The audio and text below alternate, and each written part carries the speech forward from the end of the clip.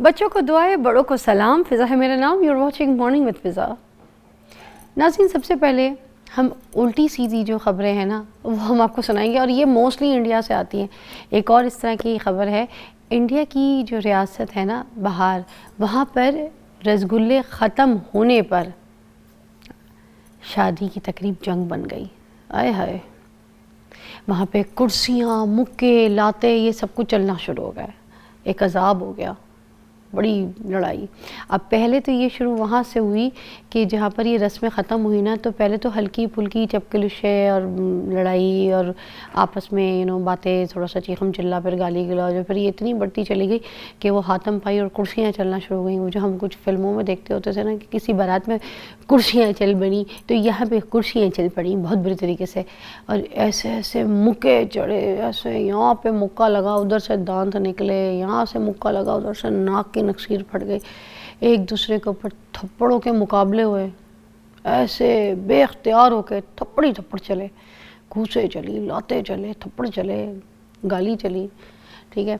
मगर जो दूल्हे के जो लोग थे ना, उन्होंने दुल्हन वालों से ये राब्ता किया और उनको बोला कि जो आप लोगों ने दरख्वास्त की थी कि 2 लाख रुपए जहेज़ में देंगे, ठीक है, अब वो दुल्हन के वालिद जो हैं उन्होंने मुसर्रत कर दी।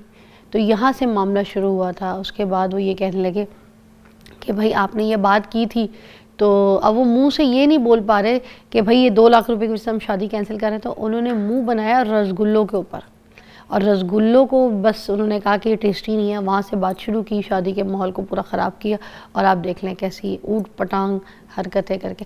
तो भाई खुदा के लिए मैं आपसे रिक्वेस्ट करूँगी कि देख लें, ये ख़बर हमें आपको आपके सामने मैंने अभी सुबह सुबह सुनाई है। आपकी शादी में अगर आपने रसगुल्ले रख लिए, पहले तो रखे ना, मोतीचूर के लड्डू रख लें, ठीक है, हबशी हलवा रख लें, कुछ भी रखें, मगर कोई भी ऐसी चीज़ रखें, अगर रसगुल्ला रखें तो ख़तरनाक है, मगर ख़त्म ना होने दें, क्योंकि उन्होंने ख़त्म पे बड़ा झगड़ा किया है। तो यहाँ पे भी कुछ भी हो सकता है।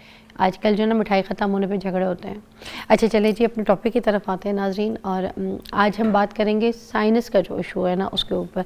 हम लोग सुबह सुबह जब मोस्टली उठते हैं तो हमारा नाक थोड़ा सा बंद हुआ पड़ा होता है। हम जब बात कर रहे होते हैं, नाक और हलक ऐसे आपस में मिल जाता है, तो ऐसा लगता है कि हम नाक से बोल रहे हैं, क्योंकि हमारा गला साथ नहीं दे रहा होता है। इस तरह के सिचुएशंस, और फिर जब ये मौसम चेंज हो रहे होते हैं ना, तो फिर ये चीज़ें आपको बहुत तंग करती हैं, लोगों को बहुत फील होता है। अब आम बंदा जो है ना उसको डिफरेंशिएट नहीं कर पाता कि भाई इसमें कोई क्या सीरियस इश्यूज़ हैं, क्या ये कहीं साइनस तो नहीं हो गया हमें, या हमारा नाक तो नहीं बंद हो गया, या फिर ऑल दैट। इस पे बात करने के लिए हमारे साथ आज मौजूद है प्रोफेसर डॉक्टर खालिद मुनीर चीमा साहब, जो कि ENT स्पेशलिस्ट हैं, किसी तारुफ के मोहताज नहीं है। हमने यही बात करने के लिए इनको आज मधु किया है। अस्सलाम वालेकुम। थैंक यू फ़िज़ा। वालेकुम अस्सलाम। सर, ये बहुत बहुत आपके टाइम का शुक्रिया। और मैं आपसे एक चीज़ का रिक्वेस्ट करूँगी सर, थोड़ा सा आपने आज ऊंचा बोलना पड़ेगा। मेरा एक कान ना, मौसम ख़राब है आपको पता है, तो एक कान मेरा बंद है, तो आप बोलेंगे तो मुझे आवाज़ बड़ी कम आएगी, सॉरी। तो अब मसला ये है कि ये जो हम सुबह सुबह उठते हैं डॉक्टर साहब, हमारा नाक और मुँह बिल्कुल ऐसा लगता है कि हम बोल रहे हैं तो वो नाक से बोल रहे हैं, कि जैसे बलगम सा कुछ अटक रहा है, या फिर कुछ स्टॉक सा फील हो रहा है। ये सब मुझे नहीं, सबको फील हो रहा है ऐसा। तो ये क्या होता है? ये जैसे अभी आपने कहा कि साइनस के प्रॉब्लम्स के बारे में बात करनी है, तो पहले हमें ये अंडरस्टैंड करना होगा कि साइनस होता क्या है। और जब हम इसको अंडरस्टैंड करेंगे तो इट विल बी ईजी कि हम इसकी बीमारी को भी समझ सकें।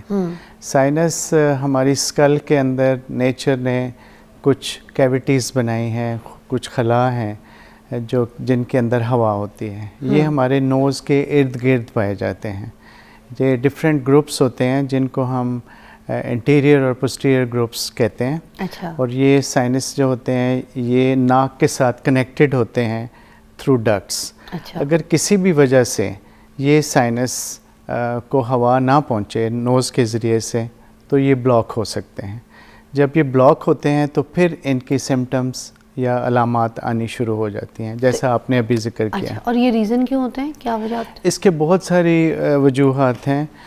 इसको हम अगर शुरू में देखें, जैसे एक्यूट इन्फेक्शंस होती हैं, उनमें एलर्जीज़ हैं, मौसम का जो आलूदगी है, हमारी फ़ज़ाई आलूदगी है, इसके अलावा बार बार के जो ज़ुकाम और ये चीज़ें हैं, ये सारी मिल के नाक की हड्डी का टेढ़ा होना, नाक की झिल्ली की सोजिश किसी और वजह से होना, ये सारे अल्टीमेटली साइनस की इन्फेक्शन को लीड कर सकते हैं। तो ये हम डिफ्रेंशिएट कैसे करेंगे? डिफ्रेंशिएट अगर तो हम बात करें जैसे आम ज़ुकाम होता है या जैसे फ्लू होता है, वो एक वायरल इन्फेक्शंस हैं मोस्ट ऑफ द टाइम, और शुरू में जैसे वो होते हैं तो उनका जो रेशे होते हैं या उनसे जो नाक से पानी निकलता है वो कोई स्मेली नहीं होता, थिक नहीं होता, उसमें पस नहीं होती। जब भी साइनस की इन्फेक्शंस होंगी तब ये डिस्चार्ज पसी हो जाएगा और इसमें स्मेल भी आनी शुरू हो जाएगी और ये गले की तरफ भी जाना शुरू हो जाएगा, जिसको हम आम ज़ुबान में पोस्ट नेज़ल ड्रिप या केरा कहते हैं। तो ये वो बेसिक अलामात हैं जो कि साइनस इन्फेक्शन की वजह से और हो सकती हैं। अच्छा, कुछ लोग कहते हैं कि जो ये साइनस होता है ये वायरस की वजह से या इन्फेक्शन की वजह से होता है, इसमें क्या सच्चाई है? बिल्कुल सही। शुरू में देखें जब भी हम साइनसिस की बात करते हैं या ये एक्यूट होते हैं या क्रॉनिक होते हैं, अगर ये पहले 2-3 हफ्ते तक एक डिज़ीज़ हो तो हम उसको एक्यूट कंसिडर करते हैं। उसमें वायरस इनिशिएट कर सकता है, लेकिन आहिस्ता आहिस्ता फिर इसमें बैक्टीरिया ऐड हो जाते हैं और फिर ये थोड़ा कॉम्प्लिकेट भी हो जाता है। अच्छा, साइनस का जो इन्फेक्शन है वो ज़्यादा किन लोगों को इम्कानात होते हैं कि इनको हो सकता है, पॉसिबिलिटीज़ हैं? ये किसी भी एज ग्रुप में हो सकता है, बच्चों में, बड़ों में और एल्डरली में। जब एल्डरली होते हैं तो वो थोड़े इम्यूनो कॉम्प्रोमाइज़ होते हैं, उनकी जो मुदाफ़त होती है वो कुदरती तौर पे एज के साथ या किसी बीमारी की वजह से, जैसे डायबिटीज़ है, उसकी वजह से उनकी मुदाफ़त थोड़ी कमज़ोर हो जाती है, तो वो जल्दी अट्रैक्ट करते हैं माइक्रो ऑर्गेनिज़म्स को और उनमें ये प्रॉब्लम ज़्यादा हो सकते हैं। साइनस की आम अलामात जो है वो क्या है? आम बंदे जैसे को किस अभी तरह से पता आपने चलेगा? बताया कि सबसे पहले तो नाक का बंद होना, उसके बाद नाक की बैक साइड के ऊपर रेशे का जाना। मगर इस मौसम में जज करना साथ थोड़ा मुश्किल नहीं हो रहा, क्योंकि सबके साथ सिचुएशन थोड़ी सी सेम सी जब भी ये चल जो रही है। इस मौसम में ख़ास तौर पे जब हम स्मॉग और वेदर चेंज हो रहे होते हैं जी। या एटमॉस्फेरिक पोल्यूशन बढ़ जाती है, जी, तब साइनस इन्फेक्शन ज़्यादा ट्रिगर हो जाते हैं। राइट। तो एक्चुअली तो माइक्रो ऑर्गेनिज़म है, लेकिन ये सारे फैक्टर्स मिल के इस बीमारी को बढ़ा सकते हैं। तो हम इसमें अच्छा, खैर मज़ीद बात के लिए थोड़ा सा एक ब्रेक का वक्फा जो है वो दरकार है, उसके बाद हम आपको दोबारा ज्वाइन करते हैं। साइनस के ऊपर बात कर रहे हैं, कॉल्स भी शामिल करेंगे अगर आप किसी तकलीफ़ का शिकार हैं। तो ज़बरदस्त डॉक्टर हमारे साथ मौजूद हैं, प्रोफेसर डॉक्टर खालिद मुनीर चीमा साहब। आप कॉल कीजिए, आपसे बात भी करवाते हैं। Take a break.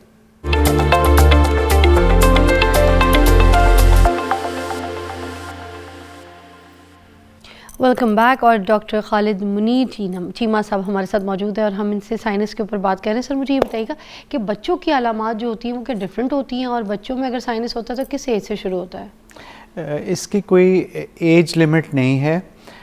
It is probably the exposure which matters, कि वो चूँकि बच्चे एक्सपोज होते हैं प्लेग्राउंड से, एलर्जीज से, उनको ज़्यादा सामना करना पड़ता है, तो परहैप्स उनमें टेंडेंसी उस हवाले से ज़्यादा है कि वो जितना इनका एक्सपोजर है एलर्जी के पॉइंट, क्योंकि एलर्जी एक इम्पॉर्टेंट फैक्टर है जो कि साइनोसाइटिस की को लीड कर सकता है। सो इसलिए बच्चों के हवाले से ये इम्पॉर्टेंट है कि हम उसकी प्रिवेंशन पे थोड़ी तवज्जो देंगे तो उनमें कॉम्प्लिकेशंस कम होती हैं। सर, अगर कॉम्प्लिकेशंस हो जाए तो फिर खुदा ना खास्ता क्या हो सकता है, मतलब क्या? जैसे मैंने आपको शुरू में बताया कि साइनस एक ऐसी स्ट्रक्चर्स हैं जो कि हमारे बहुत इम्पॉर्टेंट जगह पे पड़े हुए हैं। इसके अगर हम इर्द गिर्द इसके रिलेशंस को देखें तो ये आँख के इर्द गिर्द हैं, आँख के नीचे, माथे में, आँख की बैक साइड पे, हमारे चीक में, ये सारे साइनस के डिफरेंट ग्रुप्स हैं जो यहाँ पे पड़े हुए हैं। तो आप सोच सकते हैं कि अगर आँख इन्वॉल्व होगी तो उसके बाद फिर ब्रेन इन्वॉल्व होगा और हमारा प्रॉब्लम्स जो हैं बढ़ सकते हैं। अगर बार बार की इन्फेक्शन हो और क्रॉनिक हो जाए तो जो नोज़ की झिल्ली है वो प्रोलैप्स हो जाती है, उसका एडिमा होता है, सोजिश होती है, और वो नाक में जब प्रोलैप्स होगी तो उसको फिर उस कंडीशन को हम पॉलिप्स कहते हैं।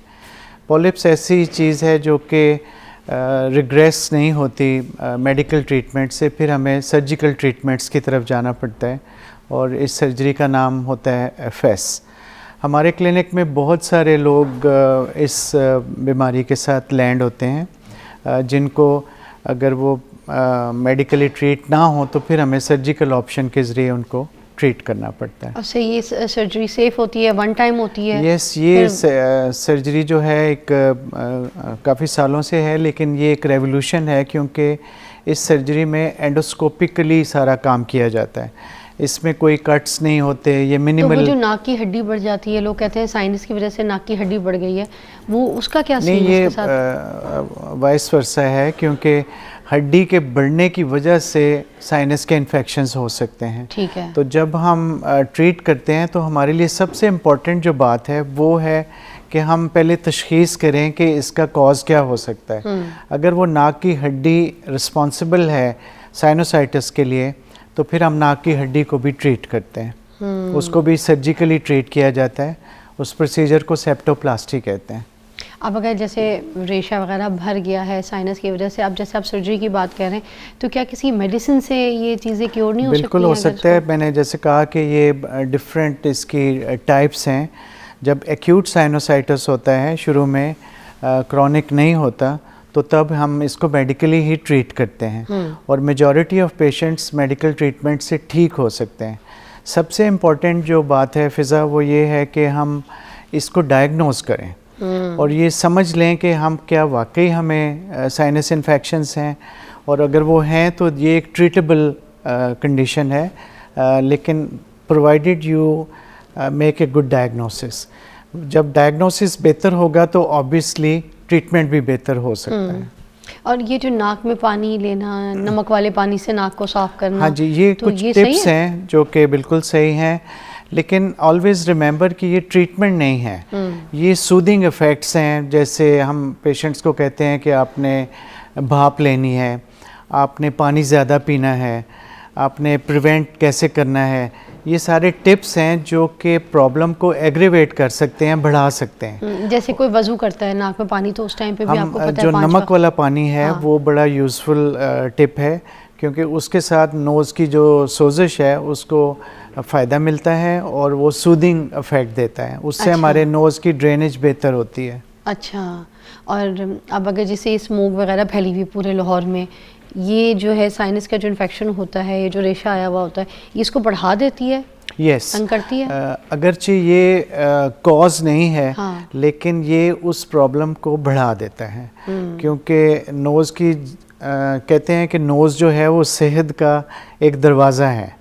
तो जितने भी हमारा सिस्टम चलते हैं वो ज़ाहिर है ऑक्सीजन के बेसिस पे ही चलते हैं। अगर नोज़ प्रॉपरली ब्रीथ नहीं करेगा तो उसके साथ बहुत सारी कॉम्प्लिकेशंस जुड़ती चली जाएंगी। सो नोज़ को हेल्दी होगा तो बाकी बॉडी भी हेल्दी होगी। ऐसे ही है सर। ये जो सर्दी के टाइम पे लोग ठंडा ठंडा पानी पीते हैं, तो उसकी वजह से भी कोई एलर्जीज, हमारी आइसक्रीम खा लेना, कोल्ड ड्रिंक्स पी लेना, तो ये चीज़ें भी इस इशू को बढ़ा सकती हैं? एलर्जीज की बहुत सारी टाइप्स हैं। हम जिस एलर्जी को ज़्यादातर डील करते हैं वो एलर्जीज़ हैं जो नोज़ के ज़रिए हमारे सांस में जाती हैं और अल्टीमेटली फेफड़ों में जाती हैं। ये एलर्जीज़ जो होती हैं ये ज़्यादा प्रेवलेंट हैं, ज़्यादा पाई जाती हैं। जो फूड एलर्जीज़ हैं वो एक सेपरेट इशू है, उसके साथ भी हम डील करते हैं, लेकिन ज़्यादातर जो प्रॉब्लम्स आते हैं वो नोज़ के ज़रिए, जो हम सांस लेते हैं, जो एटमॉस्फेरिक पोल्यूशन है या हमारा एनवायरनमेंट है या मौसम का चेंज है, वो अफेक्ट करता है नोज़ को। नोज़ के अंदर नेचर ने गोश्त के कुछ टुकड़े बनाए हुए हैं जिनको हम अपनी ज़ुबान में टर्बिनेट्स कहते हैं। ये छोटे बड़े होते रहते हैं under the effect of pollution, atmospheric allergy के साथ, ये एलर्जीज, वेजोमोटर्स, ये बहुत सारे फैक्टर्स हैं जो कि उन गोश्त के टुकड़ों को छोटा बड़ा करते हैं। अगर वो ज़्यादा बड़े होंगे तो नाक में रुकावट होगी, फिर साइनसेस इन्वॉल्व हो जाएंगे।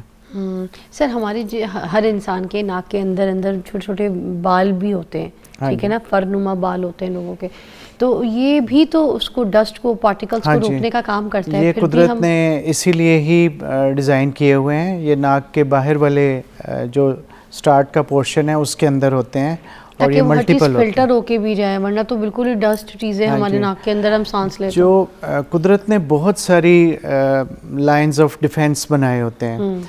जो पहला लाइन ऑफ डिफेंस है वो ये बाल हैं। ठीक है। और ये हेयर फॉलिकल्स मल्टीपल होते हैं, इनके अंदर ग्लैंड्स हैं जो कि सिक्रीशंस पैदा करती हैं। उसके बाद फिर टर्बिनेट्स हैं। टर्बिनेट भी एक ऐसी चीज़ है जो कि बॉडी में जो हम सांस लेते हैं वो उसको ह्यूमिडिफाई करता है, उसके अंदर हवा ऐड करता है, उसके टेम्परेचर को रेगुलेट करता है, कम ज़्यादा टेम्परेचर के हिसाब से, मौसम के हिसाब से उसको वो ऑटोमेटिकली एडजस्ट करता है। एक ब्रेक लेंगे सर, आप हमारे साथ Thank ही हैं, you. थोड़ी सी more information required after this break.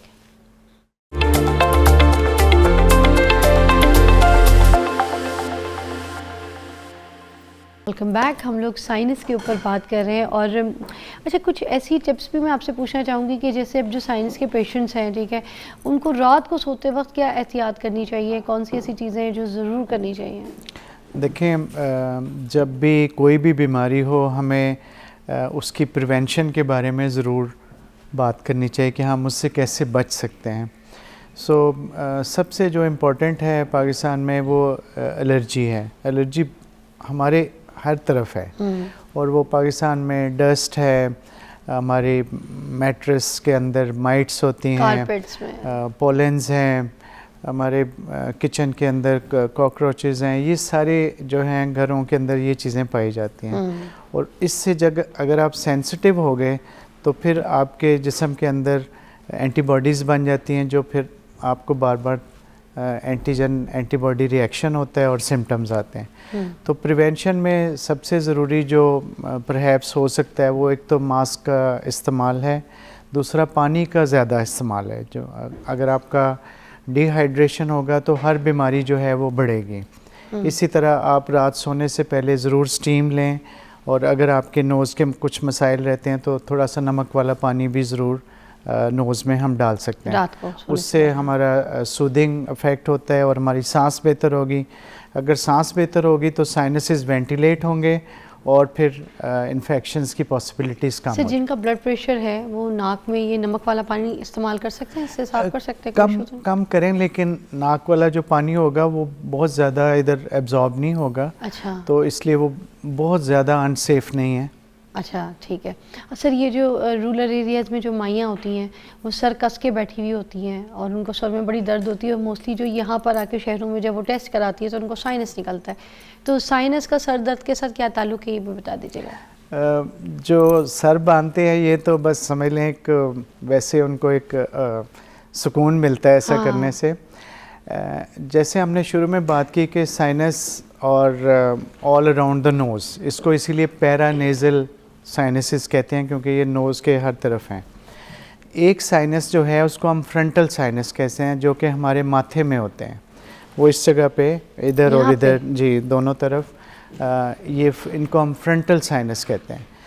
Frontal sinus अगर ब्लॉक होगा तो जो पहली सिम्टम आएगी उसकी वो सर दर्द आएगी। ये ऐसी सर दर्द होती है जो सुबह जब उठते हैं उस वक़्त ज़्यादा होती है और फिर जैसे जैसे डे गुज़रता चला जाता है, ड्रेनेज बेहतर होती है तो वो दर्द आहिस्ता आहिस्ता गायब होनी शुरू हो जाती है। अच्छा, सो ये एक पॉसिबल रीज़न है जो कि हेडेक दे सकता है। अच्छा, थैंक यू सो मच, बहुत बहुत शुक्रिया, आपने साइनस के हिसाब से हमें बड़ी बहुत अच्छी रहनुमाई की है। Same here Fiza, I am also very happy. Basically आपका भी पर्पज़ इस शो का भी यही है कि अवेयरनेस को स्प्रेड किया जाए। हम अपने क्लिनिक्स में जो hundreds and hundreds of patient देखते हैं उनमें से काफ़ी पेशेंट जो हैं वो साइनसिस का शिकार होते हैं। So I hope this show will be creating a good awareness जिससे लोगों को भी फ़ायदा होगा और नेशनल हेल्थ जो है उसमें भी बेहतरी आएगी। इंशाल्लाह। Thank you very much for inviting me to this show. Thank you for your time sir. All take a short break, उसके बाद हमारे पास नैयरा आपा है और कुछ कर रही है, क्या ज़बरदस्त झकास शो है। नैयरा आपा का ये सेगमेंट मिस ना कीजिएगा, ब्रेक के बाद आ जाए।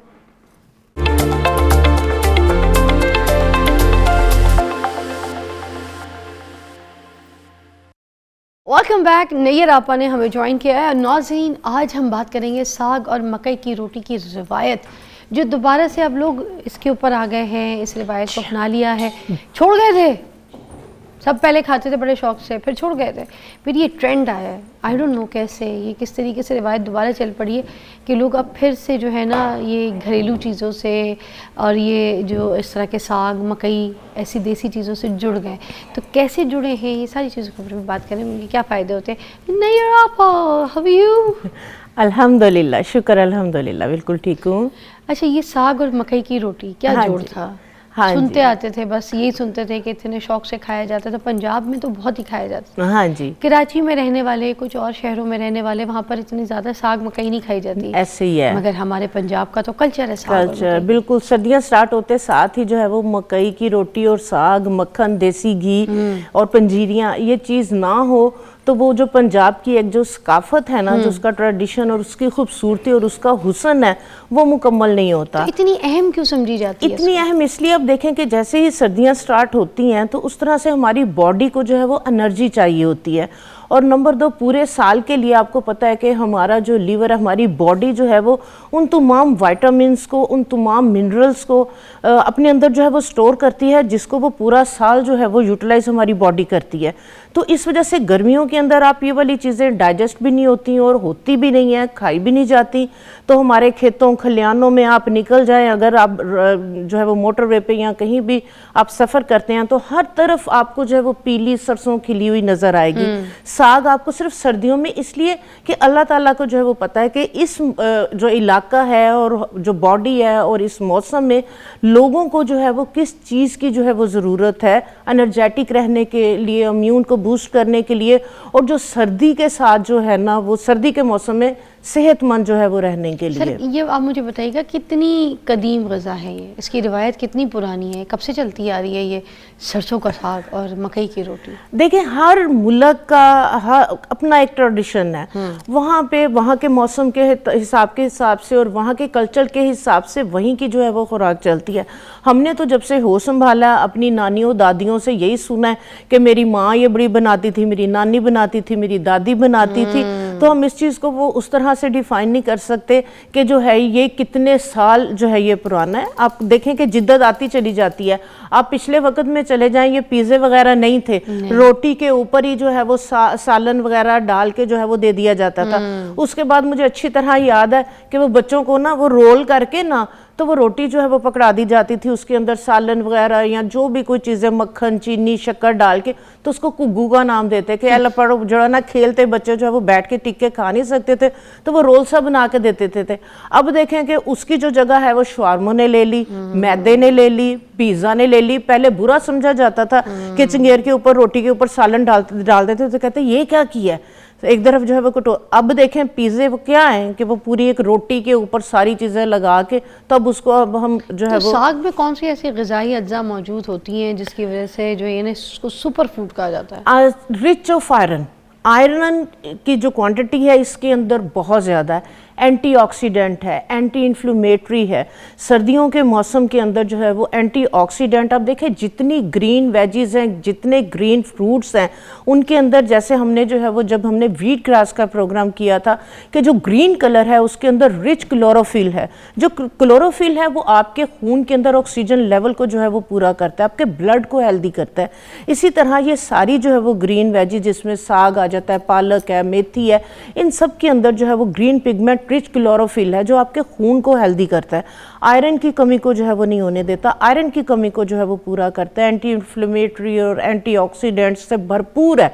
यानी कि आपको सेहत और तवाना और आपको यंग रखने के लिए बहुत ज़रूरी है। इसमें कौन से ऐसे न्यूट्रिएंट्स होते हैं, खासतौर पे ये मुझे बताइएगा, मकई की रोटी को स्पेशल कहा हाँ जाता जी। है, तो इसमें कौन से न्यूट्रिएंट्स हैं जो ये बाकी रोटियों से डिफरेंट है और ज़्यादा ताकतवर है? एक तो ग्लूटेन फ्री है। आप देखें कि ग्लूटेन जो है वो उसको डाइजेस्ट करना जो है वो एक जो है वो बिल्कुल गंदुम gluten से, free है। जी गंदुम से जो है ये हटके इसके अंदर कोई मैदा वगैरह इस तरह की, यानी कि इसको खा के हजम करना जो है वो बहुत आसान है। आपके मैदे स्टमक के लिए जो है वो बहुत भारी हैवी नहीं होता। उधर आप खाएं, उधर जो है ये डाइजेस्ट हो जाता है, ठीक है।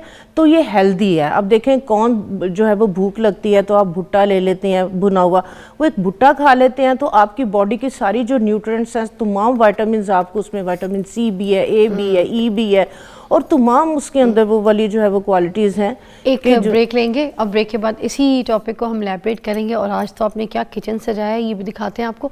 रहिएगा साथ हमारे ब्रेकिंग न्यूज़।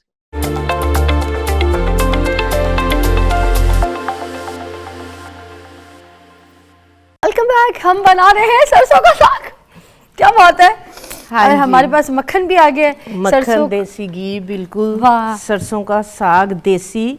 आज का जो बेसिकली सेगमेंट रखने का जो मकसद है वो हमारा ये है कि हमारी जो न्यू जनरेशन है, बच्चियां हैं, उन्हें साग सबसे पहले तो बनाना नहीं आता। वो जिस तरह से पालक बनाते हैं वो उसी तरह से जो है ना वो साग को जो है वो देख रही होती हैं, बना रही होती हैं। तो सबसे पहले तो ये है कि साग को बनाना कैसे आपने, अच्छा। ठीक है, साग होता कैसे। आप देखें कि ये देखें जो सरसों का साग है, ये देखें सरसों के फूल उस पे लगे हुए हैं वाह। पीले कलर के, हाँ। ठीक है।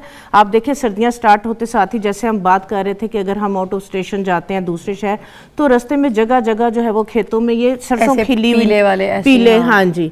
तो इसका फूल तोड़े हम खाएं, खाएं, मैं जी लगाएं। जी जी खाएं खाएं, इतना जबरदस्त है ये आपकी स्किन के लिए। आपके मस्टर्ड ऑयल, सरसों का तेल, इन्हीं के जो सीड्स हैं उसी से तो एक्सट्रैक्ट करते हैं, और कितनी क्वालिटीज हैं आप देखें कि सरसों के जो है वो तेल की।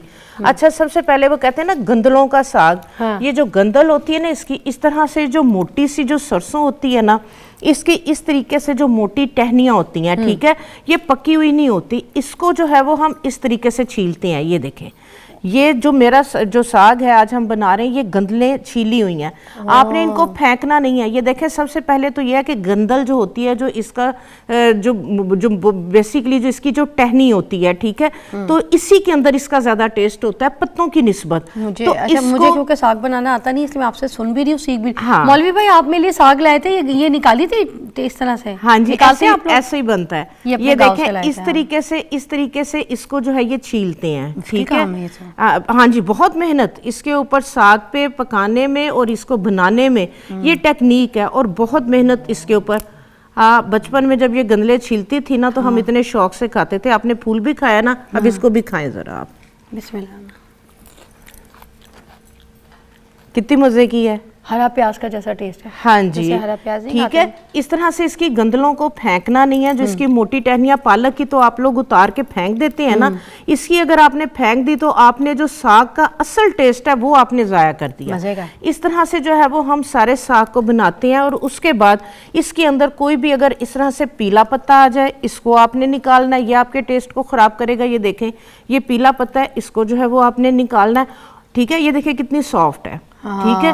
तो साग की जो पहचान है वो इस तरह से होनी है और आपने इसको इस तरह से बनाना है। अच्छा, कुछ लोगों के साग कड़वे बनते हैं, उसकी क्या वजह होती है? साग कड़वे इसलिए बनते हैं कि जो होता है असल सरसों का जो साग होता है, जो देसी सरसों होती है, उसका अपना जो टेस्ट होता है वो थोड़ा सा कड़वाहट वाला होता है। अच्छा। तो वो क्या करते हैं कि एक पानी जो है वो उसका निकाल देते हैं। एक पानी निकाल देते हैं तो उसकी कड़वाहट खत्म हो जाती है।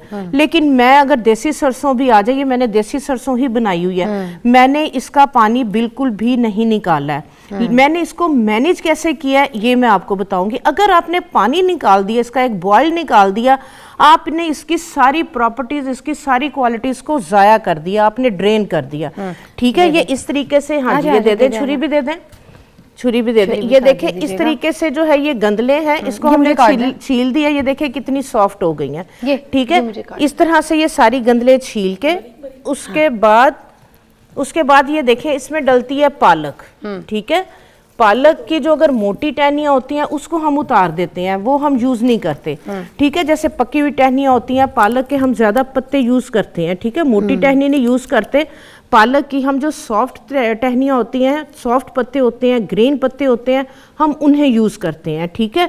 ये साग को बनाने की जो सही तरीक़ाकार है, अगर अच्छा टेस्ट आप चाह रहे हैं तो आपने इसको जो बनाना जिस तरीके से है, जैसे मैं बता रही हूँ इस तरीके से, पीला पत्ता आएगा आपने इसको निकाल देना है, ये आपके टेस्ट को जो है ये ख़राब करेगा। अच्छा। इसके बाद ये देखें हमने जो है वो साग हम और फूल भी पालक डालेंगे ना? फूल भी मैं डाल लेती हूँ, फूल आप डालें, फूलों आए से हैं बल्कि आपके एक दो, खुशबू, हाँ, हाँ जी, ये देखिए खुशबू आपके आती फूल है, हैं, काफी आए उसकी साग की खुशबू इसमें से आती है। Thank you. अगर हमने 1 किलो साग लिया है तो उसके अंदर तकरीबन मुट्ठी भर के पालक लेंगे। अब जैसे मेरे पास 5 किलो साग था, 5 किलो साग में मैंने 2 किलो पालक डाली है और एक जो है वो गट्ठी इसके अंदर जो है ये बाथू की, बाथू इसको कहते हैं, इस तरह से पत्ते हैं, ये जोड़ों की दर्दों के लिए बहुत अच्छा है। अच्छा। इसके अंदर भी रिच आयरन है, ठीक है। और दूसरे नंबर पे ये जो साग है इसको घुलाने में कि बिल्कुल जो घोटना होता है ये डालेंगे जो आ जाता है जी। अच्छा। साग इसके साथ घुटेगा बहुत अच्छा, और क्योंकि आयरन है और इसके साथ हजम बहुत अच्छे से तो होगा। बाथू के जो ये डंडियां आ रही हैं जैसे ये भी पत्ते काटती डालते हैं, नहीं नहीं, बाथू के जो है वो हमने क्या करना है, सिर्फ हमने बाथू के इस तरह से पत्ते उतारने हैं और इसकी जो नीचे की नरम कॉम्पल है इसको लेना है, पुदीने की तरह। हाँ जी, पुदीने की तरह से बनाना है। इसकी जो ये मोटी वाली टहनियाँ है ये गलती नहीं है, तो आपने सॉफ्ट पत्ते और इसकी जो नरम कॉम्पले हैं वो आपने बाथू की इस तरह से उतारनी, ये आपने लाजमी डालना। और ये एक मुट्ठी भर के जो है वो 5 किलो कितनी के अंदर, पालक और कितनी बाथू होनी चाहिए अंदाज़न? 5 किलो अगर साग है उसमें मैंने 2 किलो पालक यूज की है और एक गुट्ठी स्पोज जो है ये तकरीबन ½ kg की भी नहीं है, 1 पाव के करीब बाथू, बहुत ज्यादा पालक डालने। टेस्ट भी देगा एक्चुअली जी जी, पालक का टेस्ट एक बैलेंस हो जाएगा ना, जो आप कहते हैं कि कड़वा, तो वो फिर कड़वा नहीं होगा, ठीक है। ये लहसुन आपका देसी था तो मैंने कटवा लिया है, ये देखें कितनी जबरदस्त चीज़ है ये। मैं हाँ रोज जी। आज आपको सामने भी खा रही हूँ। अच्छा, ये बहुत ज़रूरी है, ये एंटी एजिंग है जो फिज़ा ने आपको रेमेडी बताई है।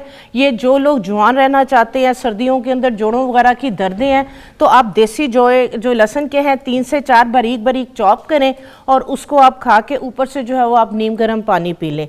ये आप अगर जो है वो कर लेते हैं तो ये आपके बुढ़ापे को रोकेगा, एंटी एजिंग प्रॉपर्टीज़ हैं इसके अंदर। अच्छा, अब हमने इसको जो है वो कच्ची हांडी के अंदर इसका अच्छा टेस्ट बनता है, ठीक है। आप कच्ची हांडी नहीं, आप किसी भी हांडी में बना सकते हैं, ठीक है। हमने क्या किया, साग को अच्छे से धोना है, 5-7 पानियों में धोना है, इसमें मिट्टी होती है, ठीक है, इसमें रेत के जर्रे होते हैं, तो इसको धोना आपने बहुत ज़्यादा जो है वो, काटने के बाद पहले भी धोती हूँ मैं और काटने के बाद भी धोती हूँ, अच्छा। ठीक है। ये हमारा धुला हुआ साग है, बना हुआ। अब मैंने क्या किया, पानी जो है वो ऊपर रख दिया, ठीक है। आपने इस तरीके से बनाना है, खोलते हुए पानी के अंदर आपने जो है ये साग, ठीक है, जैसे मैंने आपको बताया कि मैं पानी नहीं निकालती। और पानी उन्होंने इतना कोई नहीं लिया कि पतीला भर दिया, ये दिमाग में रखिएगा, पानी उनका मेरे ख्याल से आधा गिलास भी नहीं है। हाँ जी, इसलिए कि इसका अपना पानी बहुत ज्यादा होता है ना, पालक भी पानी छोड़ती है, पालक भी साग पानी भी। छोड़ती है, साग भी जो है वो पानी छोड़ता है। तो इस तरीके से पालक साग इकट्ठा, मैं बार बार कह रही हूँ कि मैं साग का पानी नहीं निकालती हूँ, काफी लोग जो है वो उसका एक बॉयल निकाल देते हैं, तो उसके न्यूट्रिएंट्स और उसकी जो असल क्वालिटी प्रॉपर्टीज हैं आप उसको भी साथ ही जो है वो निकाल देते हैं, ठीक है। साथ ही जो है, जो हमने ये देखें बाथू इस तरीके से बनाया था, बारीक बारीक काट लिया, बाथू भी हम साथ ही डाल देंगे, ठीक है। और उसके बाद हरी मिर्च, मैं लाल मिर्च यूज नहीं करती हूँ साग के अंदर, अच्छा, क्यों? ठीक है, उससे वो टेस्ट जो एक साग का अपना एक जो फ्लेवर है, टेस्ट है, वो खत्म हो जाता है। हरी मिर्च के अंदर मैं आपको खिलाऊंगी, मेरा हरी मिर्च के अंदर बना हुआ साग है, बहुत मजे का जो है ये इसका टेस्ट है, ठीक है।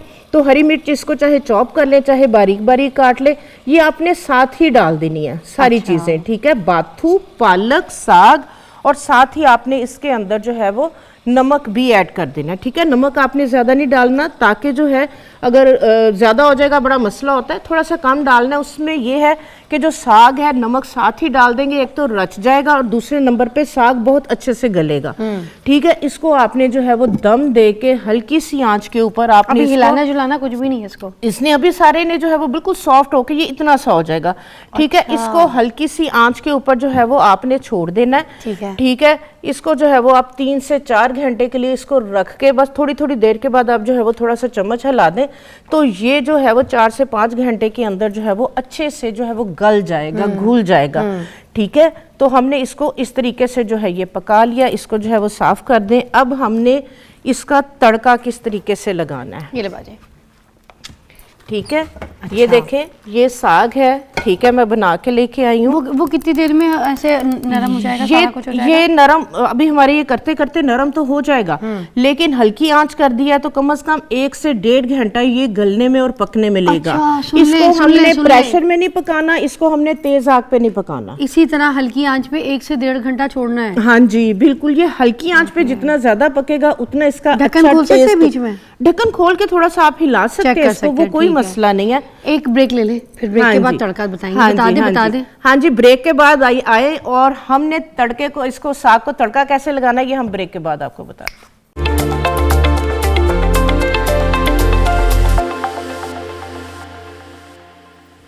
Welcome back. नैयर आपा बना रही है यहाँ पर सरसों का साग, मकई की रोटी, और ये नॉट टू मिस वाला सेगमेंट है। एक तो सारी चीज़ें उन्होंने बताई हैं किस तरीके से आपने साग को काटना है, उसकी कटिंग करनी है, उसकी सफाई करनी है। मैंने तो आज इस तरह से सही से खड़े होकर पहली मरतबा देखा है।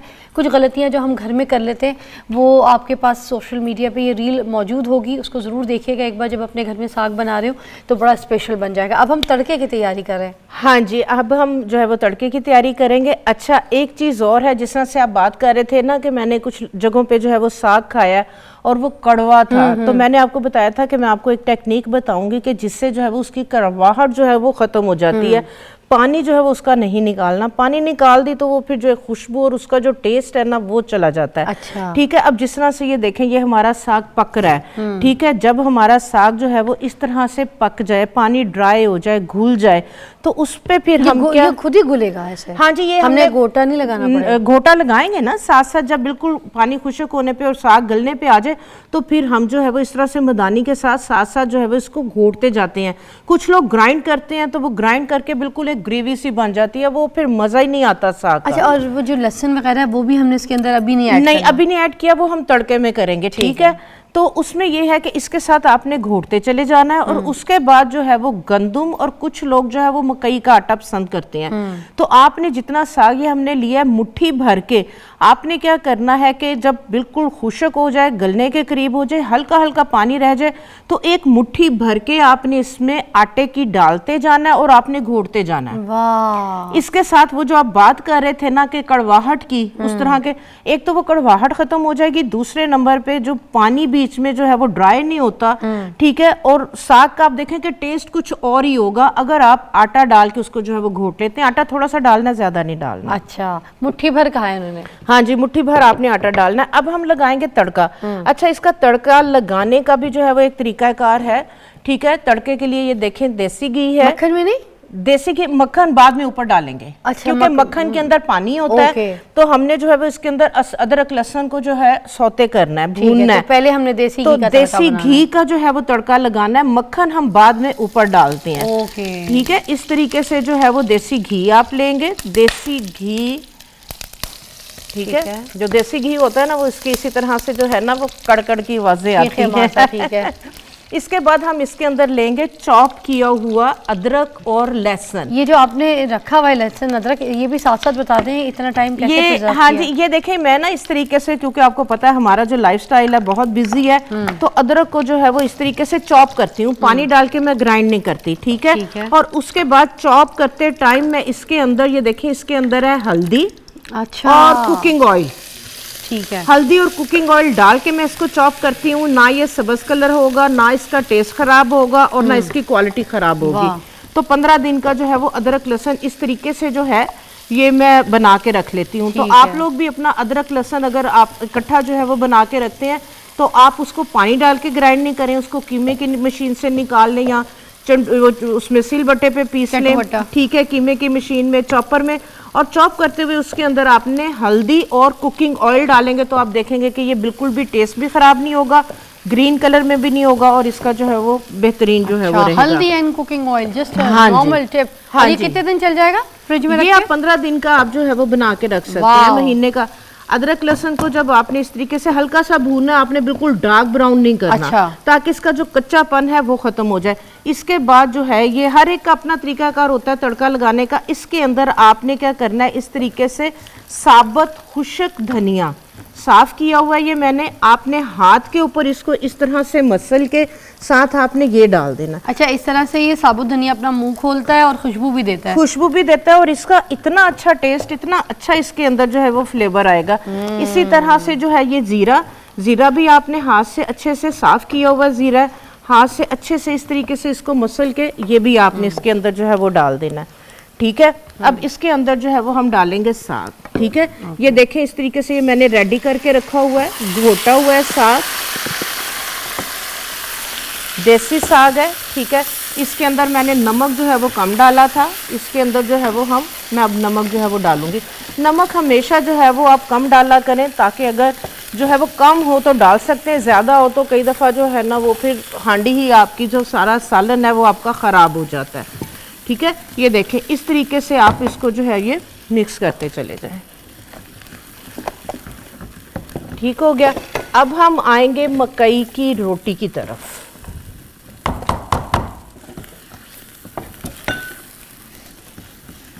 अच्छे से आपने इसको जो है ये भूनते जाना है। भूनते टाइम आप इसके अंदर जो है वो फिर मक्खन ऐड कर सकते हैं। अच्छा, मैं इस तरह से इसलिए गुटाई कर रही हूँ ताकि नमक अच्छी तरीके से नमक अच्छी तरह मिल जाए। अब इस टाइम पे आप जो है वो इसके अंदर मक्खन ऐड कर सकते हैं। अलग अलग से भी जब आपने सर्व करना है आप ऊपर भी डाल सकते हैं और आप बीच में भी इस तरीके से डाल सकते हैं। मक्खन का हम तड़का इसलिए नहीं लगा सकते, देखें हमने अदरक लहसुन का कच्चापन ख़त्म किया है, ज़ीरे को हमने भुना है, इसके अंदर जो है वो सारी चीज़ें हमने फ्राई की हैं, तो इसलिए अगर मक्खन होता तो फिर सही तरीके से फ्राई नहीं होनी थी। अब ठीक हो गया। वाह, हाँ जी, निकालो। अब हम अभी इसको अच्छी तरह से गर्म होने दें। ठीक है, हाँ जी। अब हम बनाएंगे मकई का आटा। एंड पे इसके ऊपर जो है वो हम इस तरीके से हरा धनिया कटा हुआ। अच्छा, इसके अंदर एक चीज़ मेरे से स्किप हो गई है, हरा प्याज। वाह, वो सर्दियों के अंदर आता है। अगर आप जो है वो जिस तरह से धनिया डाला है, आप अगर हरा प्याज बारीक बारीक काट के डालेंगे उसका भी फ्लेवर बहुत अच्छा है। कैसा टेस्ट है? पप्पी बनती है। कड़वा है। Thank you. Oh my God, this is not normal साग, ये आम साग नहीं है। नहीं है, बिल्कुल ऐसे ही है। अल्हम्दुलिल्लाह, तरीकाकार होता है। ठीक है, ये मेरा सीक्रेट है और अल्हम्दुलिल्लाह मैं बनाती हूँ, जहाँ भी भेजती हूँ तो सब पसंद करते हैं। वाह, तो हर एक अपना तरीकाकार है, अपना टेस्ट जो है वो डेवलप हुआ हुआ होता है।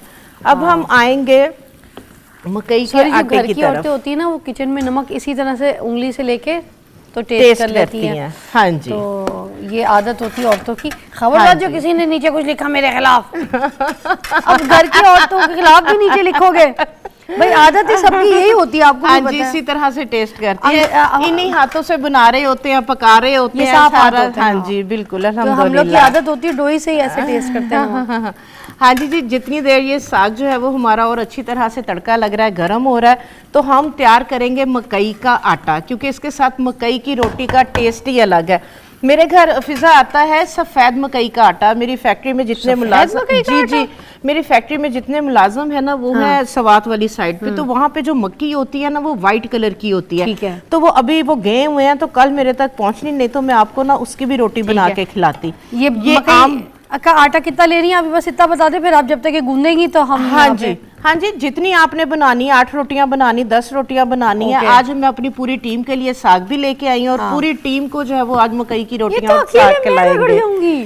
तो आपने जो है वो टीम कौन है आपने, हाँ जी, ब्रेक पे भेज रही हूँ। I don't know. मकई के आटे के अंदर गर्म पानी डाल के इसको गूंद लेंगे, तो फिर आते हैं हम ब्रेक के बाद। ओके, और मैं किसी टीम को नहीं जानती, ये सारा मैंने रगड़ना है। Take a break. मकई के आटे के अंदर गर्म पानी।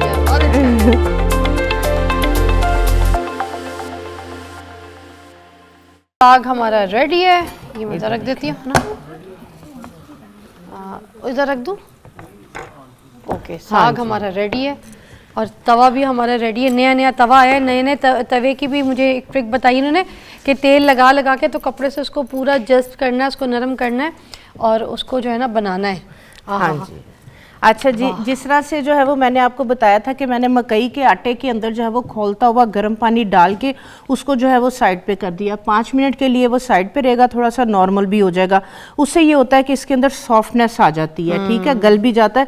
नहीं तो इसको ठंडे पानी में बनाएंगे तो इसकी रोटी टूटेगी, रोटी बनानी बड़ी मुश्किल है। अच्छा। उसके बाद इसको आपने जो है ना वो इस तरीके से, आपने देखा होगा हमारी बड़ी बुढ़ियाँ इस तरीके से इसको जो है ना वो बनाती हैं। इसका पेड़ा इस तरह से आटा ऐसे गूंथता है।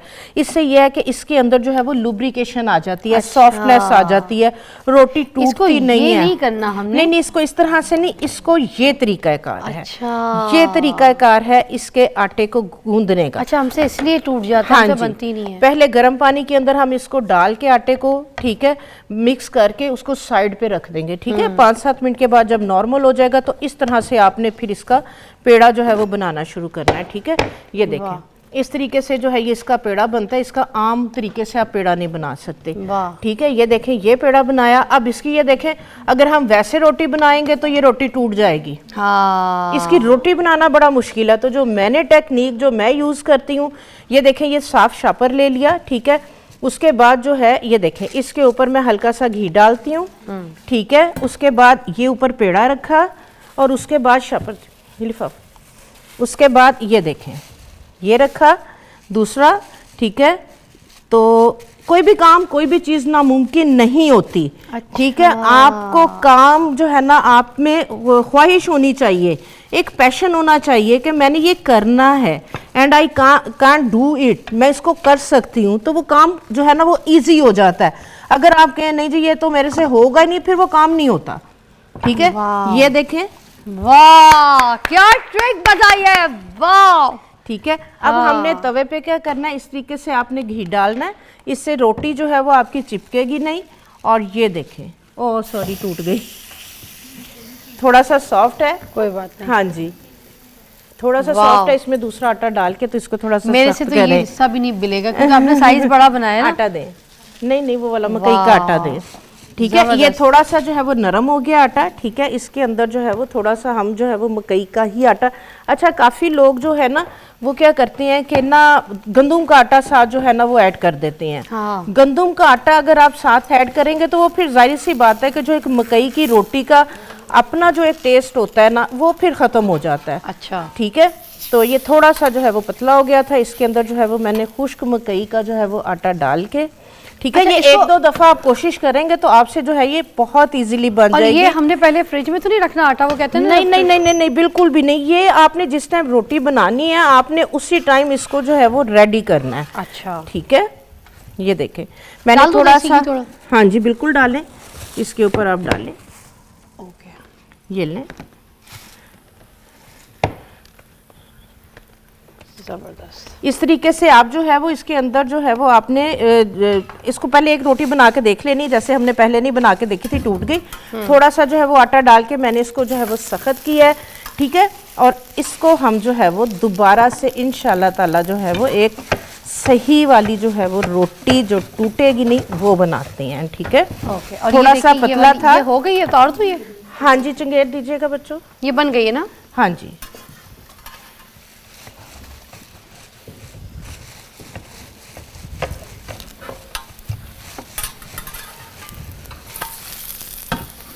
वाह,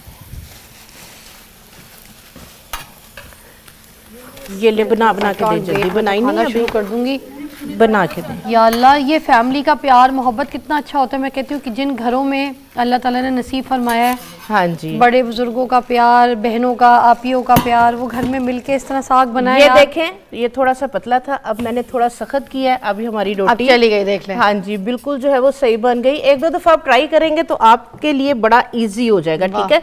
किनारों पे हल्का सा जो है वो हम ऑयल डाल देते हैं जिससे जो है ये चिपकती नहीं है रोटी, ठीक है।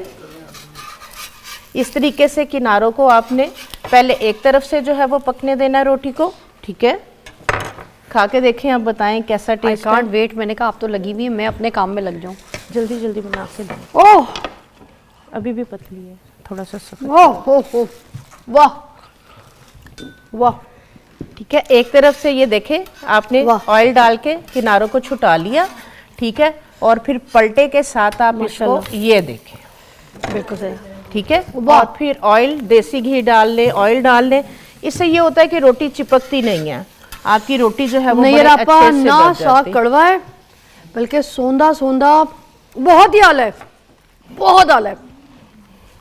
एक एक इसका मिर्चों का टेस्ट, उफ इसका लहसुन का हल्का, ओहो हो, मकई की रोटी, वाह। और मकई की रोटी ऐसे मुंह में घुल रही है, मैं मुंह में निवाला बना के ऐसे रखती हूँ, वो गायब हो जा रहा है, मुझे चबाना भी नहीं पड़ रहा है। आई स्वेयर, ये देखें। हाँ जी, और ये खाने में भी लजीज है और ये हजम भी जो है वो हो जाती है और न्यूट्रिएंट्स इसके अंदर जो है वो पूरे हैं। तो बच्चों को जो है वो लाजमी इसकी आदत डालें। सर्दियों के अंदर जो है वो मेरे घर में तो जो है ये लाजमी, आग थोड़ी सी तेज है। हाँ जी अजीम भाई चक्के, एक और दीजिएगा चंगेर। आउट ऑफ दिस वर्ल्ड, बहुत आला। सब रेडी हो जाओ, सबके लिए बन गई है। आ जाओ आ जाओ, हम अपना शो खत्म करते हैं। अपने अपने घरों में अपनी फैमिली के साथ, बहनों के साथ मिलके सबको प्यार मोहब्बत से किचन में इकट्ठा करें और सब बातें बातें करें। और ऐसी मकई की रोटी कितनी खूबसूरत अब बनी है, और ऐसे सरसों का साग बना है। सरसों का साग ये देखें, आय हाय। इस तरीके से जो है वो आप सर्व करें। ओहो। ये सरसों का साग, ऊपर आप डालें इस तरीके से मक्खन का पेड़ा, ठीक है।